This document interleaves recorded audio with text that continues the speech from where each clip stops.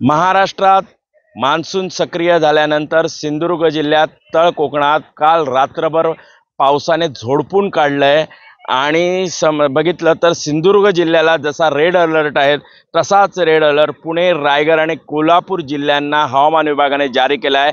मी आता वेंगुर्ले बंदर या ठिकाणी आहे। इथे बघितलं तर समुद्राला उधाणाची जी स्थिती आहे ती सध्या दिसते आहे। मात्र हवामान विभागाने जे जारी केलेल्या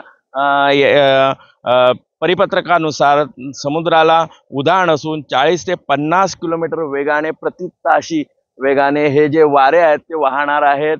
एकंदर पाहिलं तर संपूर्ण सिंधुदुर्ग जिल्ह्याला रात्रभर पावसाने जे झोडपून काढलेलं आहे।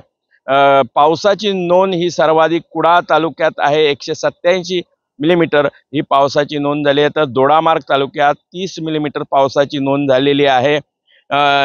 एकंदर पाऊस हा दमदार सध्या पावसाची ही जी हजेरी आहे ती सध्या सिंधुदुर्ग जिल्ह्यात दिसते। त्यामुळे बळीराजा सुकवलेला आहे, शेतीच्या कामांना हा सध्या वेग आलेला दिसतोय। मात्र सिंधुदुर्ग जिल्ह्यात आज रेड अलर्ट असल्याने प्रशासनाने मात्र सतर्कतेचा इशारा दिलेला आहे। सुरेश कौलगेकर, जय महाराष्ट्र, वेंगुर्ले, सिंधुदुर्ग।